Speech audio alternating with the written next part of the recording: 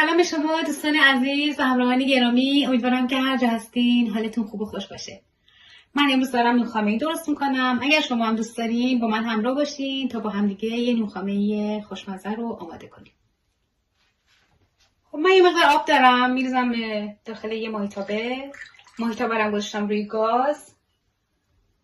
گازم هم روشنه. یه قاشق هم شکر معادل 13 گرم میریزم داخلش.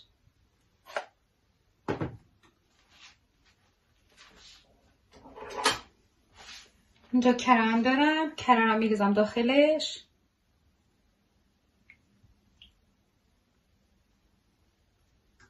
و صبر میکنم تا این آب به جوش بیاد.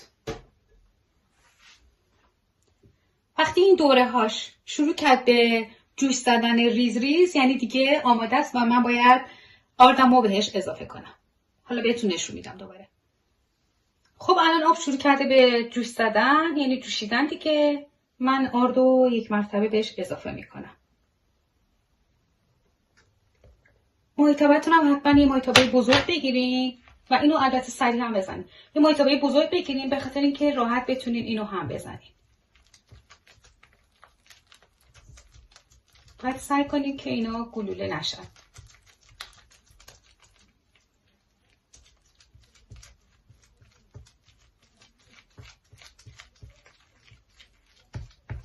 حرارت زیرش هم باید کم باشه. اینو باید 10 دقیقه ما روی گاز حرارت بدیم و هم بزنیم.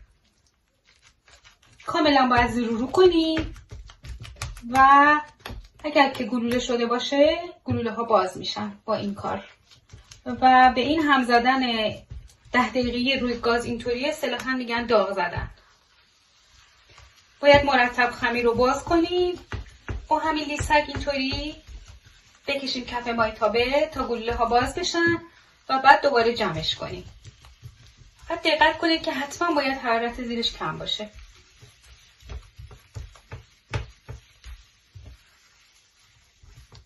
خب عزیزان الان اینو من 10 دقیقه است که دارم روی گاز حرارت میدم.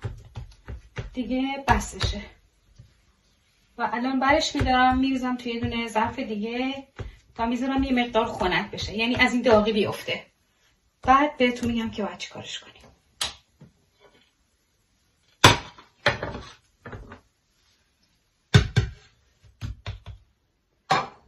میذارمش داخل یه ظرف دیگه یه مقدار پهنش میکنم تا خنک بشه. یکم یعنی خنک‌تر بشه نه اینکه خیلی سرد بشه. این مقدار از این داغی بیفته کافیه. خب من الان فرم روشن کردم. گذاشتمش روی درجه 200 بالا و پایین هر دو روشن. گاز من برقیه درزه. یعنی یه رو قبل از اینکه بخوایم مواد رو بذاریم داخل فر باید فرمون رو روشن کنیم. خب دیگه این خمیر الان از داغی افتاد. یه مقدار ولرمه. من الان تخم مرغ رو بهش اضافه میکنم. تخم مرغ رو دونه دونه اضافه میکنم.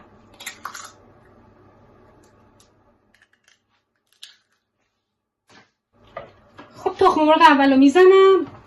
وقتی کاملا مخلوط شد بعد بقیه رو.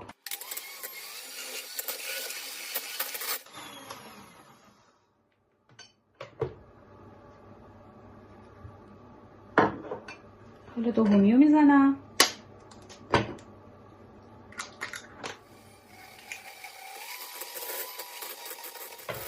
و حالا تخم مرغ سوم رو میزنم.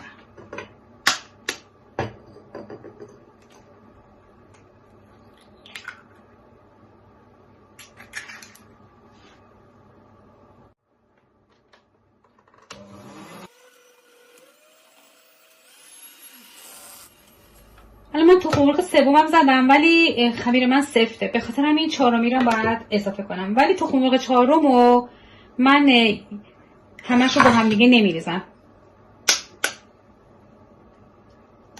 اول میزنم تخم مرغ رو که از لختگی در بیاد.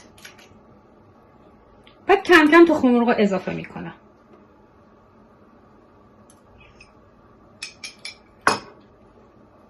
حالا اینو میزنم.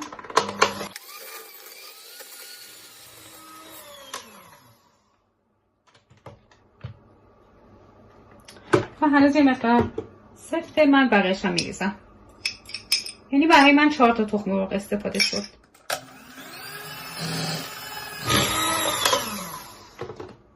الان وانیل و بیکینگ پودر هم اضافه میکنم.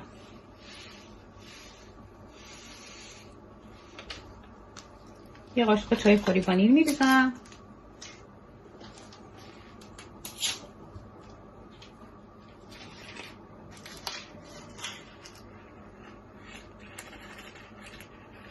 یک دوم قاشق چای خوری هم بیکینگ پودر.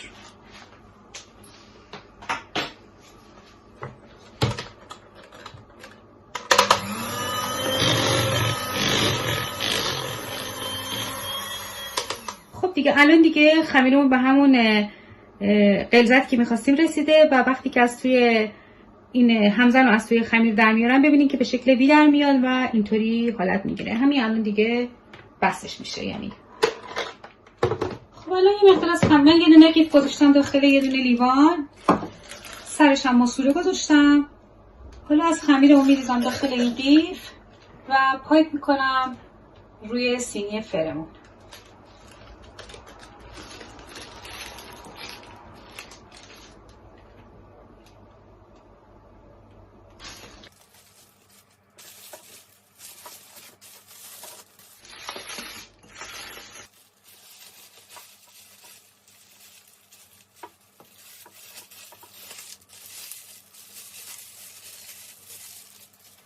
من 2 تا قیف گذاشتم اینجا، سرش هم میبرم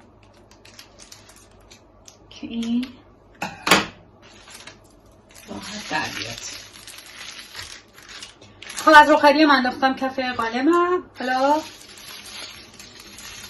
رو پایپ میکنم داخل کاغذ رخری. سر قیف رو به کاغذ رخری نچسبونین، یه مقدار فاصله بدین و پایپ کنین.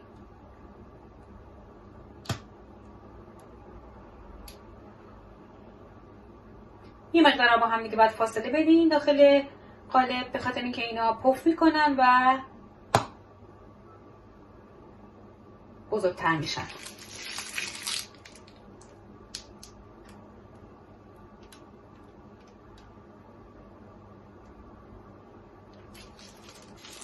سعی کنید اندازه هاشون هم یکی باشه به خاطر اینکه داخل فر که میخواد بپزه یه اندازه باشه بهتره.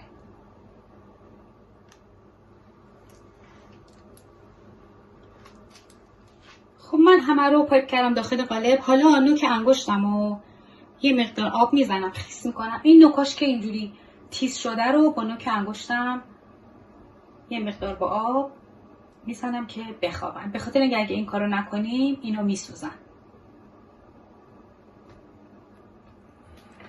خب الان فرمونم داغ شده. 1 ربع بیشتره که من روشنش کردم. حتما 1 ربع باید بمونه چون باید داغ باشه. حالا دیگه خمیرا رو میذارم داخل فر طبقه وسط. 1 ربع اول روی همین 200 درجه میمونه، بعد از 1 ربع میذاریمش روی 180 درجه. خب دوستان عزیز الان 15 دقیقه است که اینا داخل فرن. من الان یه مقدار باید درجه گاز رو کم کنم، یعنی از روی 200 میذارمش روی 180. حالا 15 دقیقه هم با 180 باید بمونه داخل فر. بعد دوباره بهتون میگم که باید چی کارش کنیم. 1 ربع دومم تموم شد. من الان دیگه فر رو خاموش میکنم و اینا رو میذارم داخل فر بمونه 10 دقیقه تا 1 ربع. منتها در فر رو یه مقدار باز میذارم ولی خارجشون نمی کنم از داخل فر. 1 ربع 10 دقیقه دیگه بعد درشون میارم از داخل فر، چون اگه الان بیاریمشون بیرون احتمال اینکه پفشون بخوابه هست. به خاطر من میذارم یه 10 دقیقه 1 ربع بمونه، بعد از توی فر در میارم و بهتون نشون میدم. خب دوستان از این الان خنک شدن. من زیرشو با یه دونه نی سوراخ میکنم که بتونم خامه پر کنم داخلش. البته بهتون نشون بدم ببینید که کاملا پخته و توشم خالی شده. و من اینجا خامه دارم، الان خامه پر کردم توی قیفم.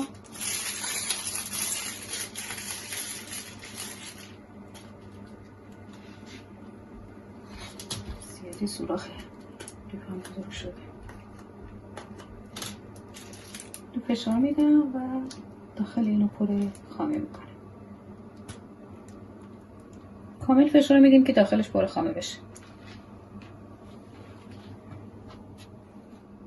خامه زده شده و فرم گرفته شده میتونید از قندیلی تهیه کنید. اگرم که شما هم مثل من ندارید جایی که بخواید تهیه کنید، خودتون میتونید خامه رو فرم بدید.